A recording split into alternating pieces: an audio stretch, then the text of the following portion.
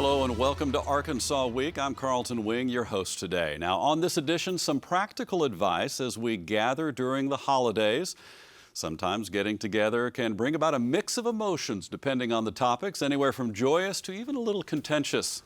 We've got some experts here to help us navigate through some potentially tense and uneasy moments to build some better relationships with our family and friends. That's a little bit later on in the program, but first we want to tell you about an event that is coming to Arkansas to help the farmers that feed our state, nation, and the world. Please welcome Congressman Rick Crawford from Arkansas's 1st Congressional District, Seth Summerside, the CEO of Keo Fish Farms and organizer for the Harvest for Hope concert. And we've also got Erica Barnes-Fields, Associate Center Director for the Southern Risk Management Education Center at the University of Arkansas System Division of Agriculture. When your business card, you hand that out, you can fold that out to get that title in. We are thrilled to have all three of you here today. Seth, let's start with you. This is a big event for the city of Keo, the first time ever this concert has been held. Tell us a little bit about putting this together. Well, I do have to give all credit to Congressman Crawford. He reached out on this event, had an idea, and we got to talking about what is the most impactful way that we can connect with farmers. You know, there's so much going on in the ag industry, which the congressman will discuss, but there's not a lot of discussion on mental health and raising awareness of that, really the impact that farming has. If you think about it, just in Arkansas alone, it's our largest industry, but we're at the bottom of the country when it comes to mental health awareness and food security. So this event is to get people together to address something that's not discussed and do it in a way that helps support farmers, let them know that they're supported. Congressman, let's talk to you for a moment. Our farmers have faced a lot of challenges this year, and really almost every year. There's always things that they're concerned about. But what are you hearing directly from the farmers that prompted you to get involved in this way? Well, I mean, all you have to do is look at some of the statistics that are out there with regard to the financial situation for farmers. We're seeing more bankruptcies. We're seeing more farm sales. We're seeing young people leave the farm. We're seeing the toll this takes on our rural communities. And, you know, all of this has been bearing down on rural communities and farmers in particular for not just this year or last year. This is really sort of generational.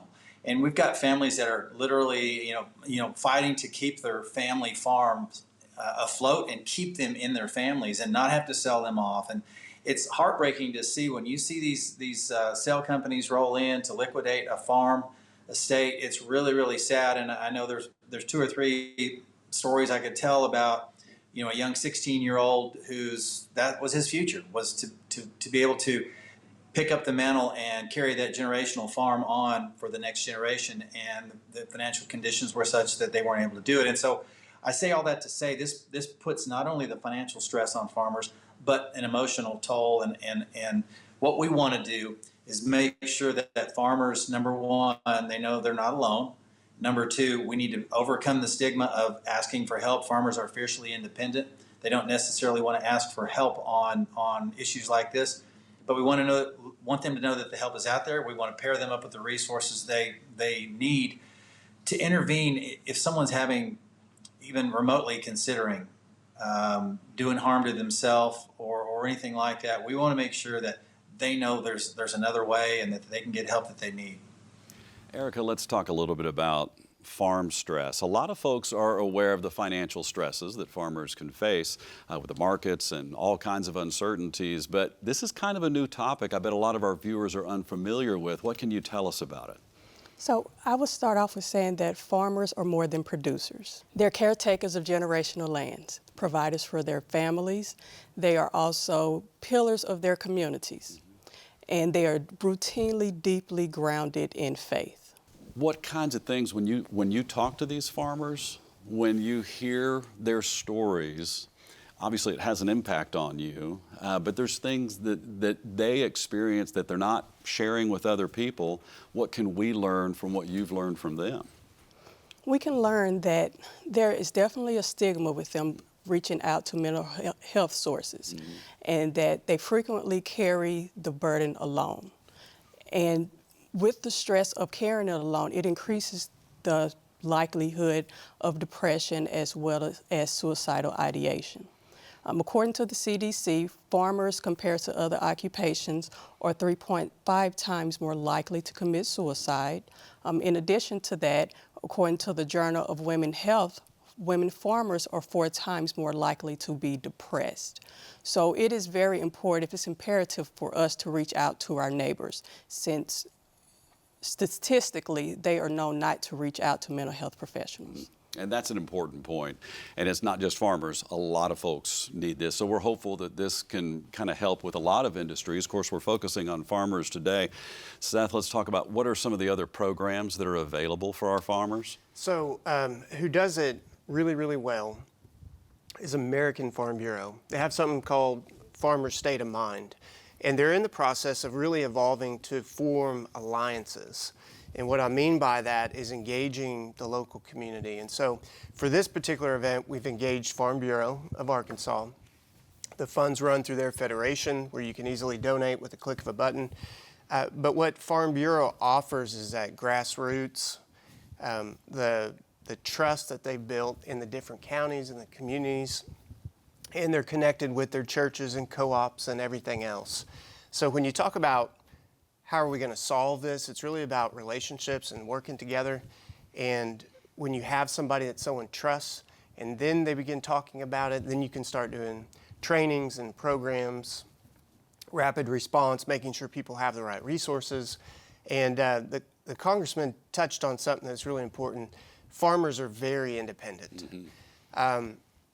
That's what they do. I mean, it's the way of, it's not just a profession, it's a way of life for them. So it's really, really important for them to know that they can raise their hand up and say they need help. And that's a sign of courage and strength when you can help each other. Congressman, let me ask you, you get to talk to people all over the country that deal with similar situations. Is Arkansas alone on this issue? Not at all. In fact, I've talked to my peers about this. In fact, some of my colleagues are planning to attend this. They're coming to Arkansas to attend it because they know that this is an important effort on behalf of the rural America and farming community, because we need to break down the stigma, let the farmers know that they don't have to do this on their own. And this is sort of pairing up those resources. It's kind of a peer-to-peer approach, if you will. There are a lot of folks that they maybe come from farm communities and have mental health backgrounds. It's rare, and that's part of the problem, is that it's not like you find a mental health professional waiting for you on the turn row, but we know that the resources are there to put people who can understand what you're going through, who may be experiencing that either themselves or through with a family member or something like that. So a lot of this is just identifying someone that's at risk, making that referral, say, hey, maybe you make this call. If you're depressed and there are some signs as family members and friends, we might be able to identify someone who's at risk, and maybe you call and say, what can I do to help that individual? Because maybe the individual doesn't realize, or maybe is, as Seth said, maybe just a little too independent to make that call on their own. Whatever you can do to intervene and prevent something like that from happening, that's what we're looking for. And a whole of community approach on how we rally around farmers who are struggling. And it's not just about trying to deliver financial aid when the going gets tough. Sometimes we need to intervene with emotional aid as well. And I think that's what this effort is really centered around. Erica, what's a good way that people can reach out to get assistance, or how can we encourage somebody to reach out if we know that they need some emotional help? Okay, so as the Congressman mentioned, there are signs. There are behavioral signs, such as the farmer not tending to the land or the livestock. There's also verbal signs that the community could look out for or family could listen to, such as, hey, I can't afford to feed my cows, or for them to say, I don't want to try this anymore. If a family member or ag agent or someone sees a farmer displaying these signs, I would encourage them to engage, to speak to them in a way, say, hey, using I statements, I noticed that you're not enjoying farming anymore, and to open up that line of communication. Next, I would encourage active listening. No, do not be dismissive. Instead, actively listen to what the farmer says as well as empathize with that farmer. And the next step I would say is to walk with them, not with the answers, but instead with resources and compassion. I would encourage them to reach out to the University of Arkansas Division of Agriculture. We have financial resources called where you can find agftap.org. University of Arkansas also offers managing farm stress assistance that is delivered through ag agents.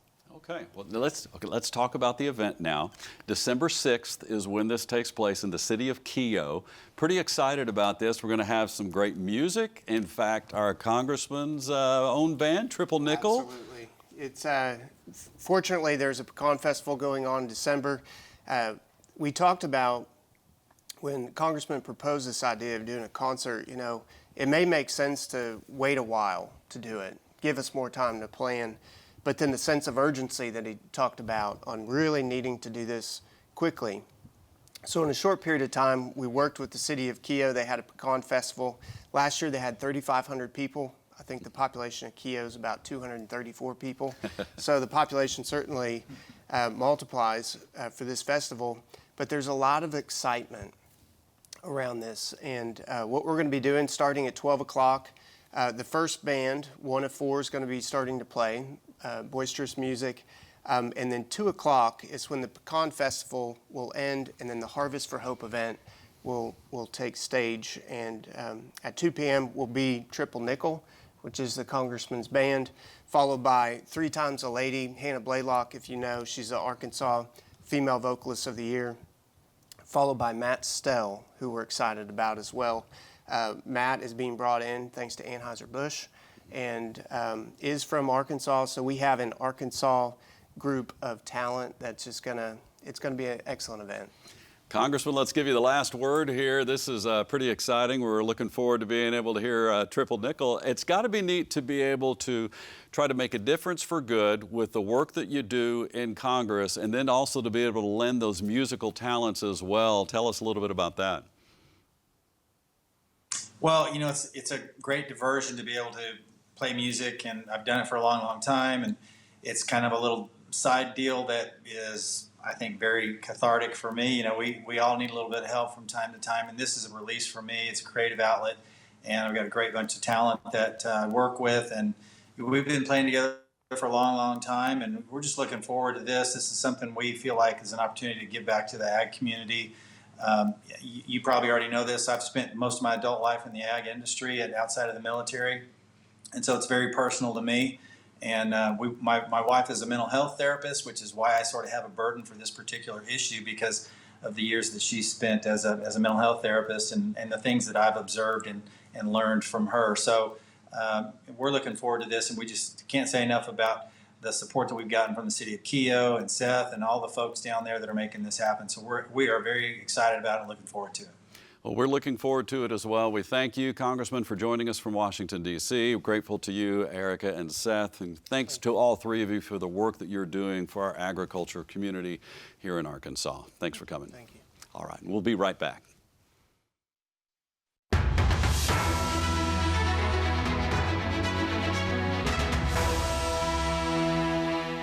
Welcome back. Communication between individuals doesn't always come easy or natural when you don't share the same views on an issue. They can take an unexpected turn, making the situation awkward at best or at worst combative with damaged relationships.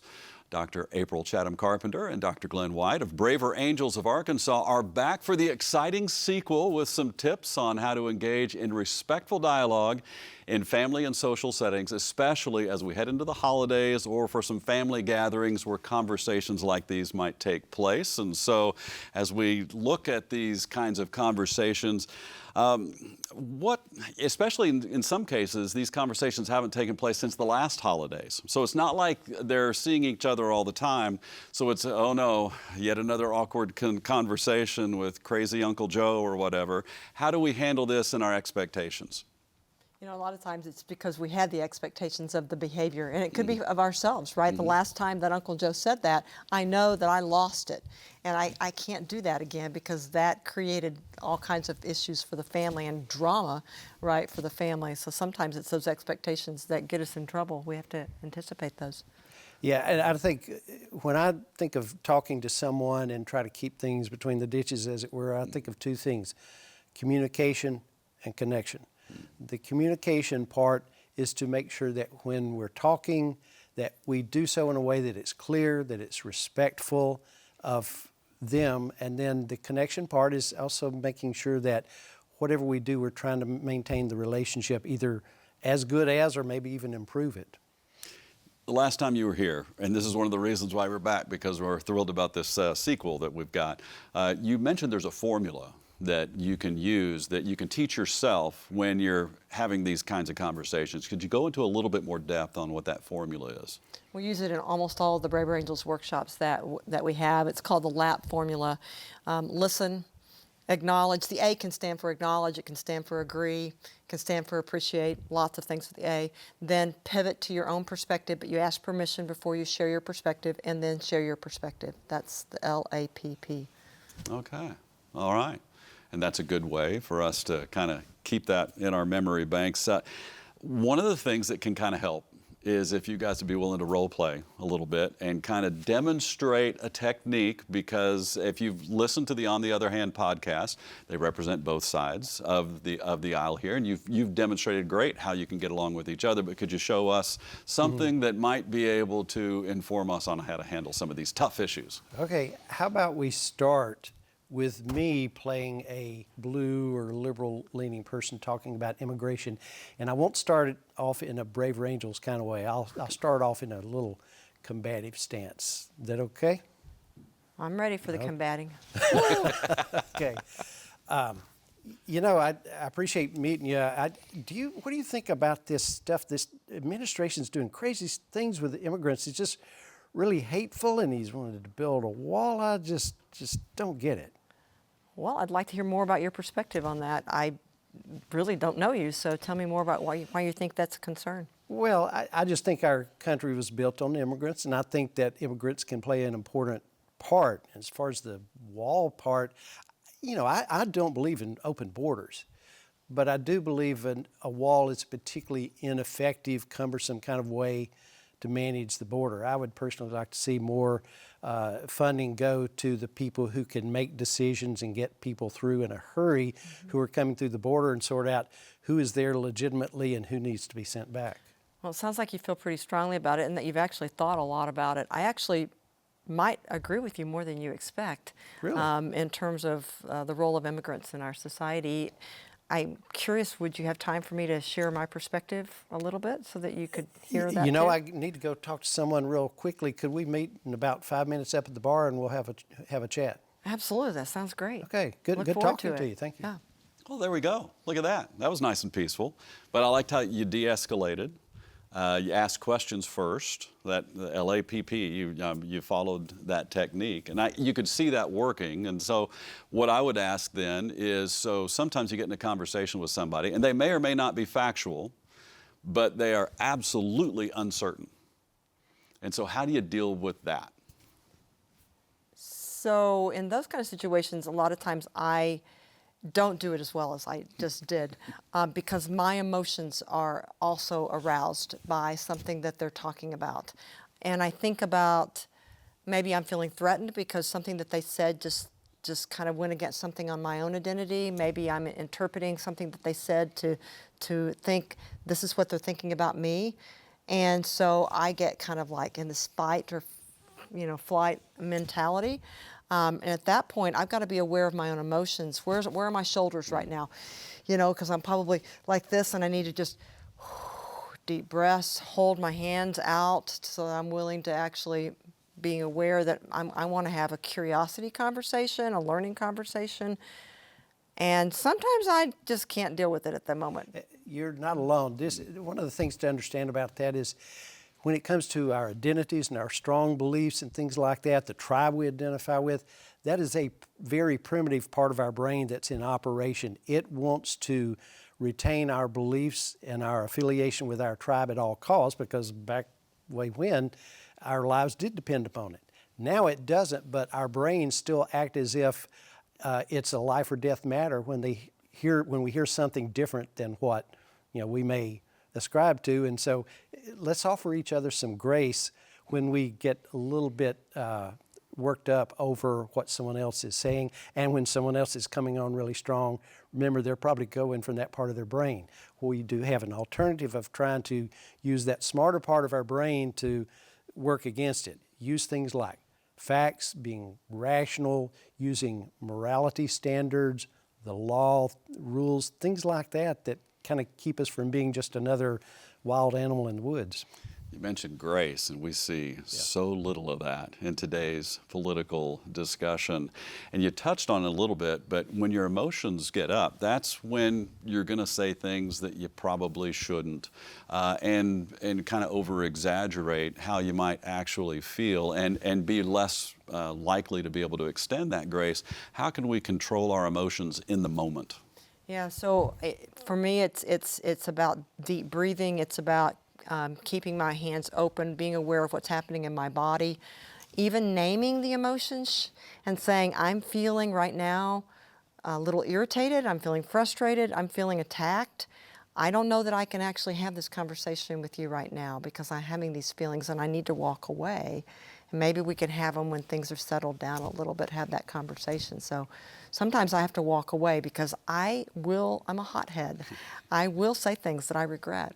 Know thyself. And I think she's right, everything she says. You can also do that with yourself internally when you're in the middle of the conversation. If you can pull that off, realize, I'm getting emotional now, and then you start to take those deep breaths she's talking about, calm the muscles, and remember, what is my goal? My goal here is to be a civil, decent human being, and maybe go back to something like the lap skills, and start using that again. That puts that smarter part of your brain back in charge. There are some people in our lives, though, Carlton, that love to push the buttons. Yeah. And we call them in Braver Angels, there's a workshop called Family and Politics.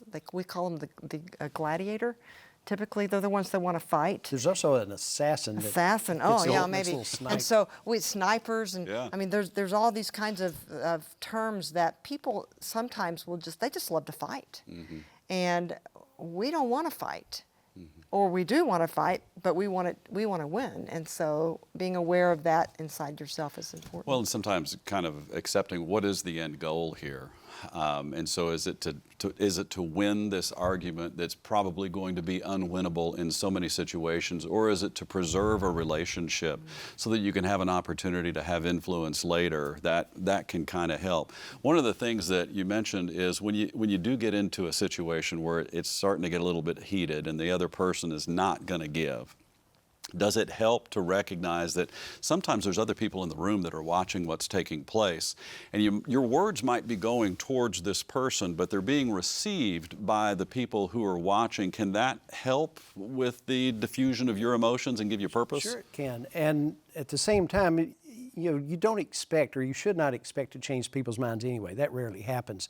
So it's more about understanding and not winning the argument. So you can have those effective things that you say to the person that you know you're not going to change their mind, and maybe it has an impact on people around. That's good. But regardless, be respectful and keep the communication in mind. You can also, though, have an us versus them mentality. So imagine that, are the Razorbacks playing somebody this weekend? That's important. I'm just thinking about, you could get into a fight over who's going to be, on whatever the topic is, and all of a sudden, people are at arms. So you can sometimes use the group in ways that aren't good. As well. Yeah, and you bring up something else, because we're talking about this in the political context, but in sports it can get, I actually know some people who cheer for Auburn. And that's tough. Yeah. There's going to be some tough conversations, but these skills can apply to a wide variety of things, obviously, within. Yeah. Good. On the Other Hand podcast, where can people find it? Well, you've got several places. It's hosted on the Podbean website, so we have a brief web page there. But the best place to go is to our Braver Angels Arkansas website, arkansas.braverangels.org, and that will take you to our main page, and then you look for the podcast drop-down menu and go to the Arkansas podcast, and you'll find it there. I can't recommend that podcast strongly enough. I had the opportunity to be on that podcast. We did a 2-part series there, but I think just like what you demonstrate and what you say is that we are far more alike than we are different. There are other forces that would love to divide us, and when we can sit down and talk to each other and really reason with each other, we can come to some better conclusions. As I felt for a long time, we can do politics better than how we are doing them right now. And if you listen to these folks, you'll be able to do so as well. So April, Glenn, thank you very much for your time here today. And we thank you for watching, and we'll see you next time on Arkansas Week.